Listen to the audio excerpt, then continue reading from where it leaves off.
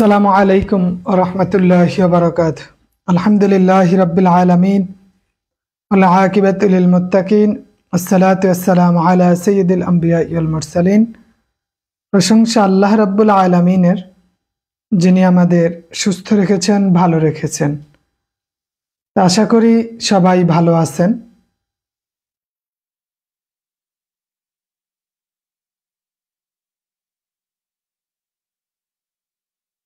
Sound clear আছে কিনা আমাকে জানাবেন।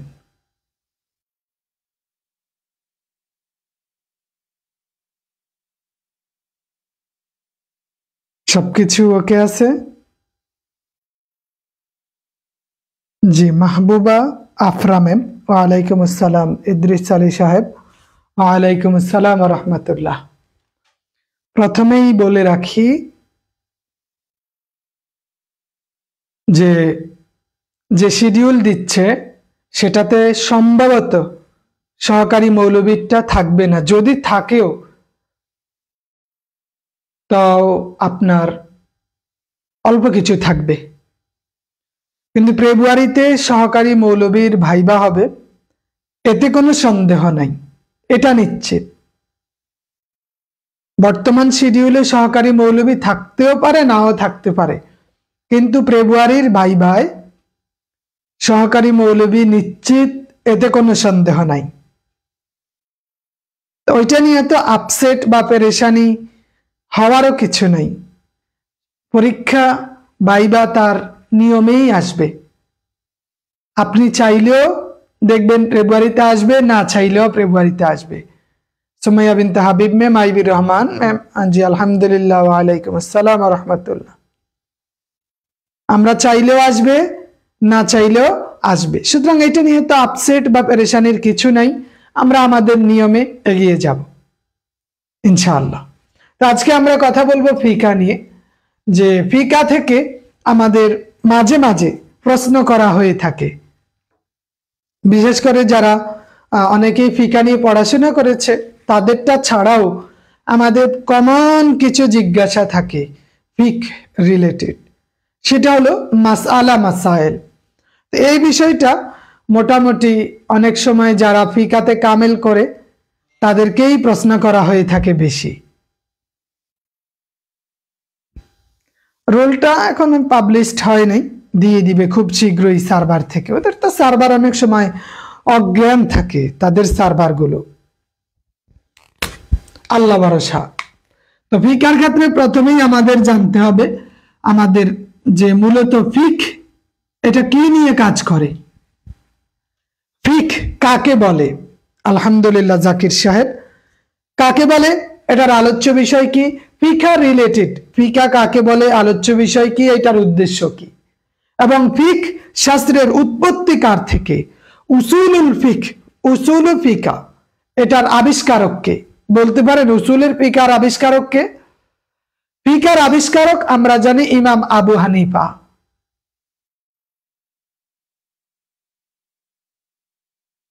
ফিকার আবিষ্কারক এটা হচ্ছে ইমাম আবু হানিফা। রফিকুল ইসলাম সাহেব আমাদের অঞ্চলে একজন পাগল ব্যক্তি ছিলেন, রশি পাগলা, রসু পাগলা বলা হইতে থাকে। ওই পাগলটার নাম ছিল রসু পাগলা। এখন ও আমার বাড়ি আমাদের রাজার গায়ে, পাশের ইউনিয়নে।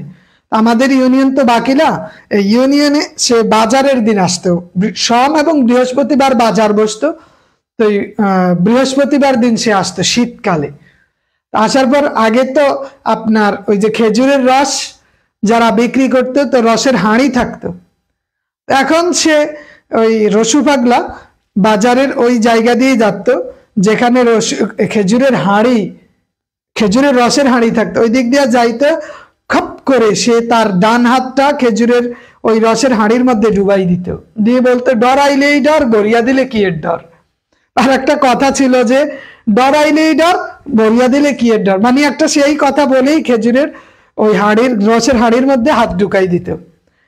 এখন ওই হাত ঢুকাইছে পুরাটা, তার এটা ভরে গেছে, এগুলো তো এমনি আঠালো জিনিস। এই হাত নিয়ে সে আবার যাইতেছে যে মুড়ি যারা বিক্রি করে, ওই মুড়ির যেই বস্তা, যারা মুড়ি বিক্রি করে তাদের ওই দোকানের সামনে দিয়ে যাচ্ছে, যাওয়ার সময় ও একই অবস্থা যে ডরাইলেই ডর, ভরিয়া দিলে কি এর ডর করে এই হাতটা সে মুড়ির বস্তার মধ্যে দিয়ে দিতে। তাহলে একটু আগে লাগাইলো খেজুরের রস, এখন হচ্ছে মুড়ি, দুইটার কম্বাইনেশন মিক্সড হয়ে মোটামুটি তার একটা খাবারের আয়োজন হয়ে গেল। এবার সেইটা লেহন করত, মানে এইটা এই হাত এইবার পুরাটা এখান থেকে এতটুক পর্যন্ত সে খাইত।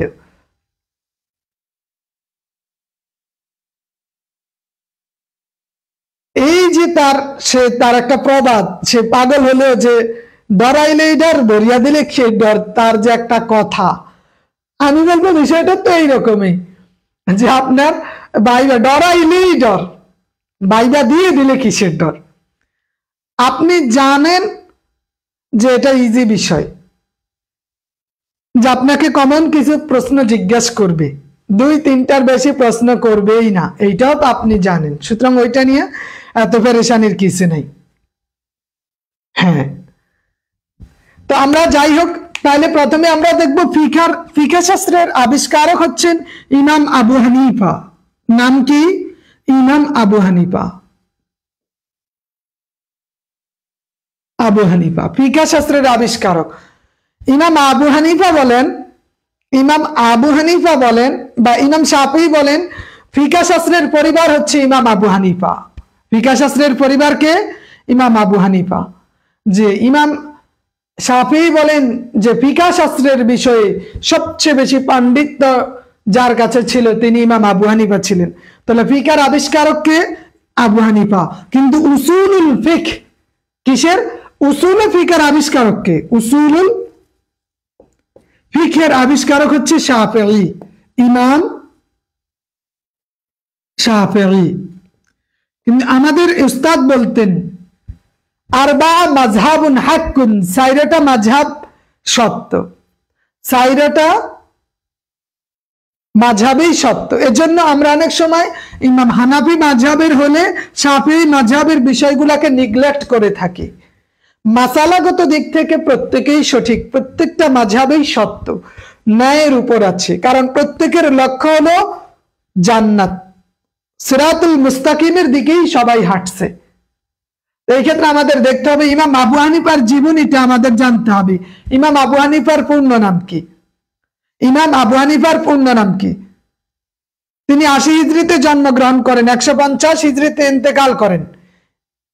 ইমাম আবু হানিফা নামকরণ হয়েছে কেন? ওনার মূলত নাম কি? নোমান ইবনে সাবিত। বলা হয়ে থাকে ওনার মেয়ের নাম হচ্ছে হানিফা, ওনার মেয়ের নাম হানিফা। এখন একটা মাসালার বিষয়ে গিয়ে ইমাম আবু হানিফা একটু দ্বিধাগ্রস্ত ছিলেন, এটার জবাব কি দিবেন। মাসালাটা ছিল এইরকম যে একজন পুরুষ যদি 4টা বিয়ে করতে পারে, তাহলে একটা নারী কেন 4টা পুরুষকে বিয়ে করতে পারবে না? একজন পুরুষ 4টা বিয়ে করতে পারবে, কিন্তু একটা নারী কেন 4টা পুরুষকে বিয়ে করতে পারবে না একই সময়?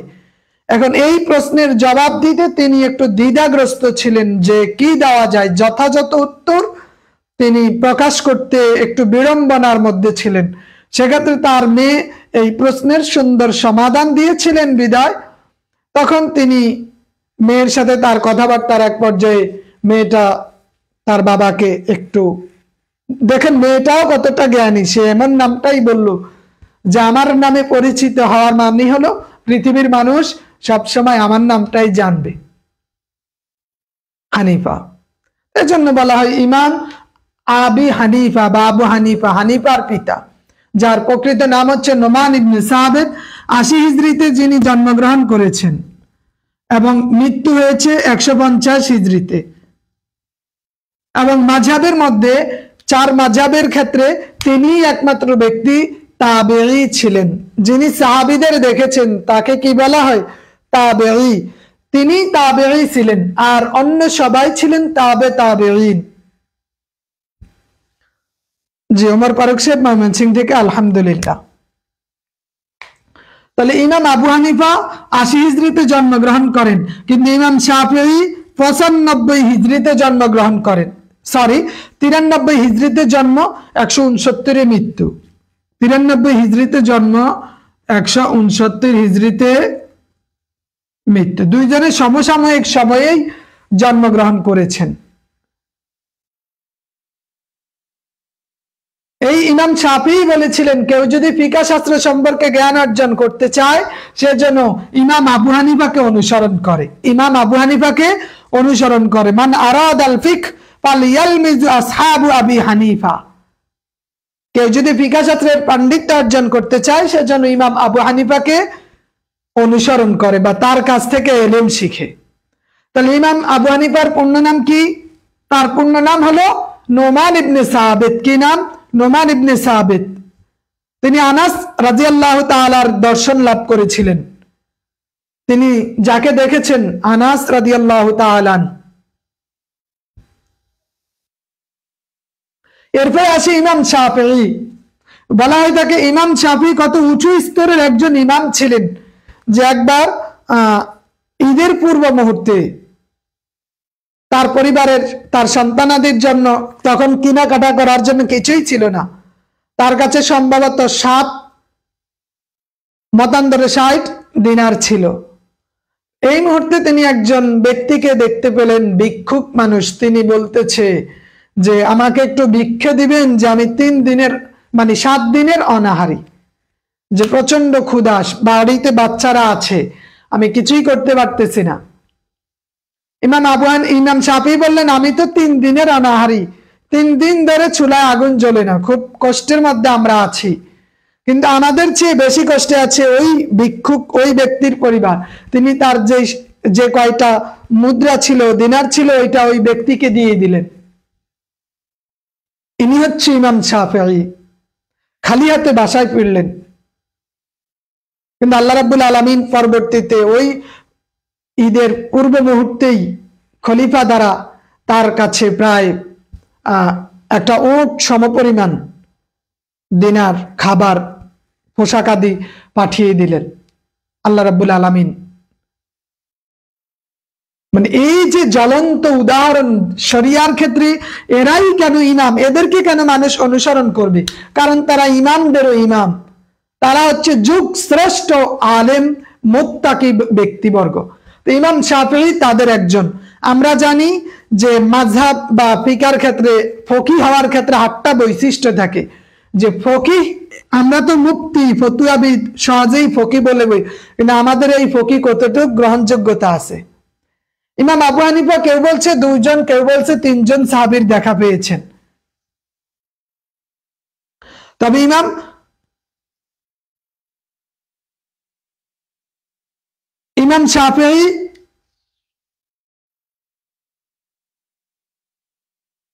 শাফিঈ আপনি কত বললেন?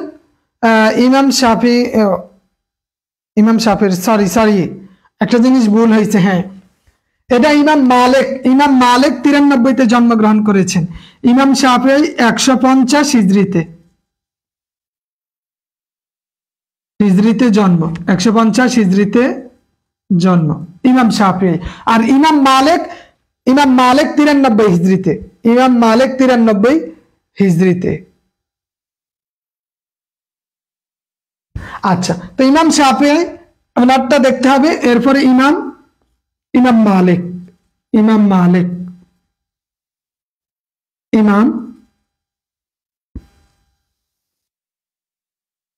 আহমদ বিন হাম্বল। এই যে 4 জনের জীবনী, আমাদের ইমাম মালিক, ইমাম আবু হানিফা, ইমাম শাফিঈ, ইমাম মালিক, ইমাম আহমদ ইবনে হাম্বল, এই 4 জনের জীবনী আমাদের পড়তে হবে। এই 4 জনের জীবনী গুরুত্বপূর্ণ। এর পাশাপাশি যেমন ফকিহগণের বৈশিষ্ট্য, আমরা জানি একজন ব্যক্তি ফকিহ হইতে হইলে তার 8টা বৈশিষ্ট্য লাগবে। কয়টি? 8টা। একজন ব্যক্তি ফকিহ হতে হলে তার কয়টা বৈশিষ্ট্য লাগবে? 8টা বৈশিষ্ট্য। যে 1 নম্বরে সে দুনিয়ার প্রতি লোভী হবে না, দুনিয়ার প্রতি আসক্ত হবে না, আখিরাতের কাজগুলোর প্রতি সব সময় সে এগিয়ে যাবে, দ্বীন ইসলামের উপর গভীর জ্ঞান রাখবে। অনেকেই বলে যে ইমাম আবু হানিফার জ্ঞান খুব কম, তিনি যে সাহাবীদের পরবর্তী সময় আসলেও তার হাদিসের কোনো গ্রন্থ নেই কেন? জি না, তার হাদিসের গ্রন্থ আছে। ইমাম আবু হানিফা 50-এর অধিক হাদিস বর্ণনা করেছেন। তবে তিনি পাণ্ডিত্য অর্জন করেছেন মাসালা মাসাইলের উপর। এই একদল বলে যে হানাফি মাযহাবের ইমাম আবু হানিফা তিনি হাদিসের বিষয়ে কোনো পাণ্ডিত্য অর্জন করে নাই। আহলে হাদিসরা এই তার উপর ইলজাম দিচ্ছে, আহলে হাদিসরা, যে ইমাম আবু হানিফা হাদিসের জ্ঞান রাখে না। তিনি হওয়া উচিত ছিল মুহাদ্দিস, হয়েছেন ফকিহ।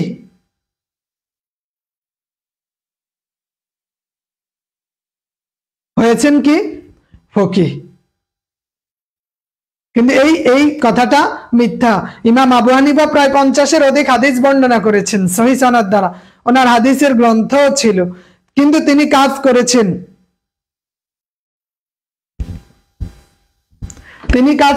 কি নিয়ে? তিনি কাজ করেছেন মাসালা মাসাইল নিয়ে। তাহলে ফকির বৈশিষ্ট্যগুলো কি? আল্লাহর ইবাদতে মশগুল থাকা, মুত্তাকি হওয়া, মানুষের ইজ্জত সম্মান সম্পর্কে অধিক সচেতন থাকা, মানব কল্যাণে কাজ করা, ধন সম্পদের প্রতি লালসা না থাকা। এটার মতভেদ অনেক আছে। কেউ বলছে 1 জন, 2 জন, 3 জন, যে আপনি বললেন 8 জন বলছে। তবে আমরা এটা নিশ্চিত তিনি দেখেছেন একজন সাহাবীকে, আনাস রাদিয়াল্লাহু তাআলা, ওই সাহাবীর নাম। এরপরে আমরা দেখি ফিকার ক্ষেত্রে আমাদের দেখতে হবে যে ফিকার উৎস কয়টা বলেন তো? ফিক এর উৎস কয়টি? ফিকার উৎস কয়টি? 4টি। কোরআন, হাদিস, ইজমা, কিয়াস। কোরআন, হাদিস, ইজমা, কিয়াস। ফকির বৈশিষ্ট্য বললাম তো, হুমায়ুন আহমেদ সাহেব। আচ্ছা, ফিকার উৎস কয়টি? আমরা জানি 4টি। কি কি? কোরআন, হাদিস, ইজমা, কিয়াস। কোরআন, হাদিস, ইজমা, কিয়াস। এরপর আপনার ফতোয়া, মুফতি হওয়ার শর্ত কি? আমাদের এগুলা জানতে হবে। ইজতিহাদ কি? মুজতাহিদ কাকে বলে?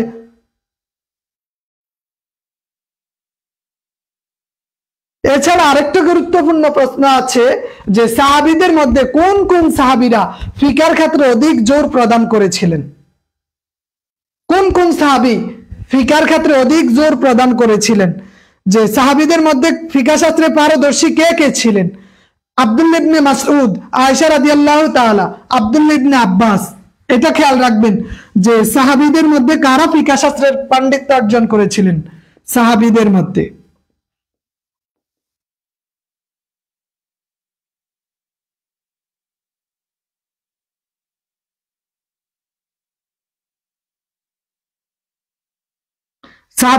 ফিকা শাস্ত্রে পারদর্শী ছিলেন কারা? 1 নম্বরে আমরা বলবো আব্দুল্লাহ ইবনে মাসউদ রাদিয়াল্লাহু তাআলা আনহু।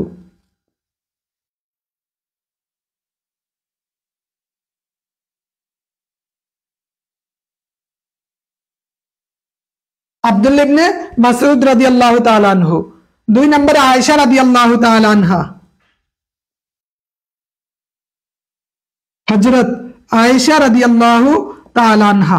3 নম্বরে আব্দুল্লাহ ইবনে আব্বাস, তিনি আব্দুল্লাহ ইবনে আব্বাস এবং আবু হুরায়রা, আলী রাদিয়াল্লাহু তাআলা, আনাস বিন মালিক, হযরত আলী রাদিয়াল্লাহু তাআলা,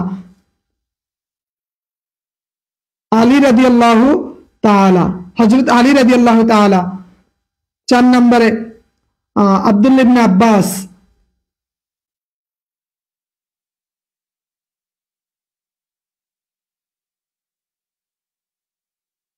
আব্বাস। 5 নম্বরে আমরা দেখি আনাস ইবনে মালিক রাদিয়াল্লাহু তাআলা, এবং আমাদের হযরত আবী হুরায়রা রাদিয়াল্লাহু তাআলা আনহু ছিলেন তাদের একজন।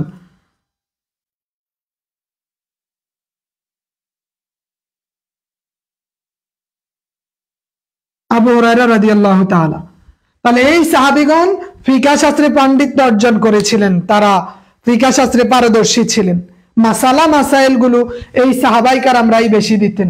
আব্দুল্লাহ ইবনে মাসউদ রাদিয়াল্লাহু তাআলা, হযরত আয়েশা রাদিয়াল্লাহু তাআলা, হযরত আলী রাদিয়াল্লাহু তাআলা, আব্দুল্লাহ ইবনে আব্বাস রাদিয়াল্লাহু তাআলা, হযরত আনাস ইবনে মালিক রাদিয়াল্লাহু তাআলা, হযরত আবী হুরায়রা রাদিয়াল্লাহু তাআলা। এই সাহাবাই কারাম এর কাজগুলা করে যেতেন।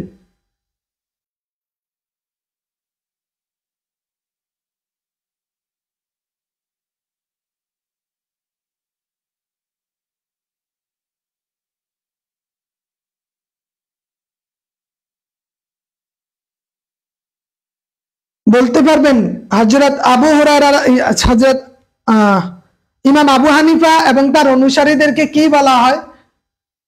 ইমাম আবু হানিফা এবং তার অনুসারীদের কি বলা হয়? কে বলতে পারবেন? আহলুর রায়। তা এই ইমাম আবু হানিফা এবং তার অনুসারীদেরকে বলা হয় যে আহলুর রায়, যুক্তিবাদী বলা হয় তাদেরকে। খাদিজা খাতুন ম্যাম, ওয়ালাইকুম আসসালাম। এরপরে ফুকাহায়ে আহনাফের স্তর কয়টি? হানাফি মাযহাব যেহেতু আমাদের একটা বৃহৎ মাযহাব, এশিয়ার সবচেয়ে বড় বা পৃথিবীর সবচেয়ে বড় মাযহাব, এশিয়ার সর্বাধিক ব্যবহৃত একটি মাযহাব হলো হানাফি মাযহাব। ফুকাহায়ে আহনাফের স্তর 7টি, খেয়াল রাখবেন। কি বললাম? ফুকাহায়ে আহনাফ এর স্তর 7টি, এতটুকু খেয়াল রাখলেই হবে। হানাফি মাযহাবের স্তর 3টা। আর হানাফি মাযহাবের স্তর কয়টি? ফুকাহায়ে আহনাফের স্তর 7টি, হানাফি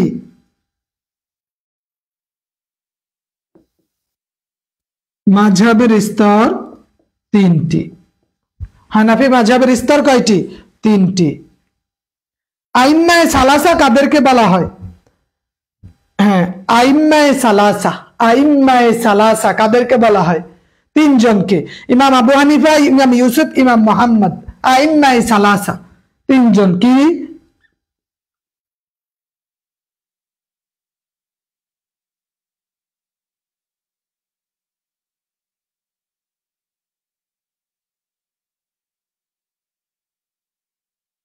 ইমাম আবু হানিফা, ইমাম ইউসুফ এবং ইমাম মুহাম্মদ 3 জনকে একত্রিত করে, জি না, হাসিম আলী সাহেব, কোনো অসুবিধা নাই, যে এটা নিয়ে কোনো পেরেশানিরও কিছু নাই, যাবে, ওনারা তো বিষয়টা বুঝবেন, ওইটা নিয়ে কোনো অসুবিধা হবে না।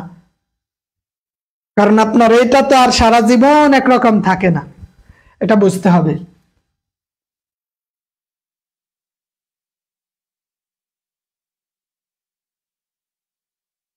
ইমাম মুহাম্মদ রাহিমাহুল্লাহ, এই 3 জনকে একত্রে আইম্মায়ে সালাসা বলে, 3 জনকে একত্রে আইম্মায়ে সালাসা বলে।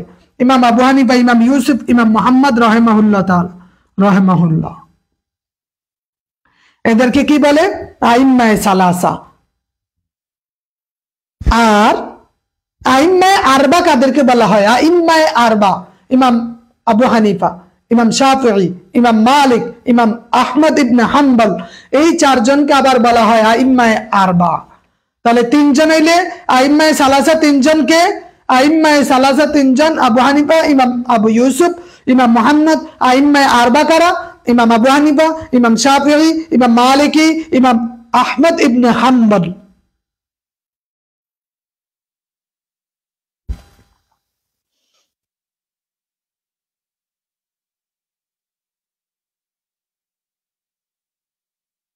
এরপরে আমাদের কয়েকটা 2 জনের বিষয় বলে নেই, আমাদের কয়েকটা ফিকার কিতাবের নাম বলতে হবে।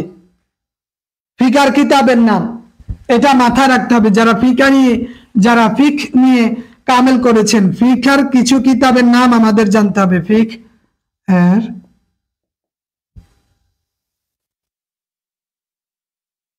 কিতাব, যেমন হুজ্জাতুল্লাহিল বালিগা, শারহুল মাওয়াফিক, আল শাবা ওয়ান নাজায়ের, সিয়ারুল কবির, আদাবুল ফতোয়া।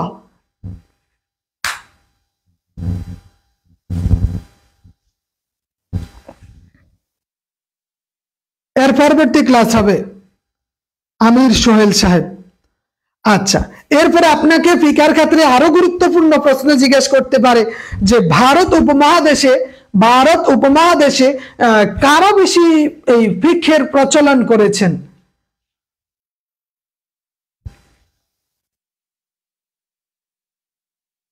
কারা বেশি? ভারত উপমহাদেশে ফিকহ শাস্ত্রের প্রচার প্রচারণা করেছেন কারা? এর মধ্যে উল্লেখযোগ্য হলো মাওলানা হাম্মদ জৈনপুরি সাহেব, আব্দুল হক মুহাদ্দিস দেহলভী, মোল্লা নিজামউদ্দিন, মোল্লা জিউন, জৈনপুরের হাম্মদ রাহমাহুল্লাহ তাআলা। এরা সবচেয়ে বেশি ফিকহার প্রচলন করেছেন ভারত উপমহাদেশে। বাংলাদেশে কারা করছে? বাংলাদেশের মাঝে কারা আছে যে ফিকহার প্রচলন করেছেন? এর মধ্যে শরফুদ্দিন আবু তাওয়ামা রাহিমাহুল্লাহ আছেন, মাওলানা নেসারউদ্দিন রাহিমাহুল্লাহ আছেন, আছেন আব্দুল আউয়াল জৈনপুরি। এই জৈনপুরের উলামায়ে কেরাম কিন্তু মাসাইলের বিষয়, ফিকহার বিষয় বাংলাদেশে প্রচুর পরিমাণে কাজ করে গেছেন। মাওলানা শরীয়তুল্লাহ আছেন, শামসুল হক ফরিদপুরি, মুফতি আমিমুল ইহসান সাহেব আছেন, মুফতি বেলায়েত হোসেন, মুফতি নুরুল হক রাহিমাহুল্লাহ। এরা এই বাংলাদেশে এই ফিকহের প্রচার প্রসারণা চালিয়েছেন। এগুলো আমাদের জানতে হবে। যারা ফাজিল পাস করেছেন, আপনি আপনার বিষয়গুলোর নাম জানেন, বিষয়গুলোর নাম অনেক সময় জিজ্ঞেস করে বসে। এছাড়া আপনাকে ওই এগুলার মধ্যে থেকে যে কোনোগুলা জিজ্ঞেস করবে। হ্যাঁ, শাহ বাকিবিল্লাহ মুজাদ্দিদ আল-পেসানি, ইনি একজন ব্যক্তি যিনি ভারতীয় উপমহাদেশে ফিকহার প্রচার এবং প্রসার করেছেন। তাহলে ভারতীয় উপমহাদেশও লাগবে, বাংলাদেশও লাগবে, দুইটাই লাগবে। ঠিক আছে, তাহলে এটা আমরা দেখব। আচ্ছা, জিএম বাহারুল ইসলাম, এটা পরবর্তীতে আসতেছে। এই ফিকহ, এই বেসিক আমাদের বিষয়গুলা। পাশাপাশি আমাদের কি লাগবে? অজু, অজুর যত কিছু আছে, গোসল, অজু, গোসল, তায়াম্মুম, এগুলা মাসাইলের বিষয়। তায়াম্মুম, তালাক, তারপরে আপনার আছে কি তালাকের মাসাইল জানতে হবে। অজু, গোসল, তায়াম্মুম, তালাক, নামাজের মাসাইল, নামাজ, হজ, তারপর ইতিকাফ, কসর, এই মাসাইল, এগুলা রিলেটেড মাসাইল গুলো আপনার জানতে হবে, মাসাইল গুলো জানতে হবে। এর পাশাপাশি ওই যে জাকাতের খাত সমূহ বা জাকাত কারা প্রাপ্য, জাকাত, এগুলা এই মাসালাগুলো আপনাকে জানা জরুরি। সহকারী মৌলবী ডেট দিবে কিছুদিন পর। আচ্ছা, তাহলে আমরা এই ফিকহার ক্ষেত্রে যে মাযহাব রিলেটেড, মাযহাব বা ফিকহার ক্ষেত্রে ভারতে প্রচলন করেছে কারা, বাংলাদেশে করেছে কারা, এই তারপরে আমাদের বেসিক কিছু মাসাইল, তালাক, এই তালাকগুলোর সাথে আবার আমাদের কোরআনের সূরা নিসার ওইখানে কিছু সম্পর্ক আছে। মাওলানা এটা ওই তালাকের সাথে বিবাহের ক্ষেত্রে এটা নিতে পারেন। এই বেসিক বিষয়গুলো জানলেই হবে ইনশাআল্লাহ। ঠিক আছে, তাহলে আমাদের ফিকহার ক্ষেত্রে এই বিষয়গুলো আমরা জেনে নেব। জি, এর পরবর্তী আমরা আরবি সাহিত্য নিয়ে কথা বলবো। আরবি সাহিত্যের উপর পরের ক্লাসটা চলে যাবে।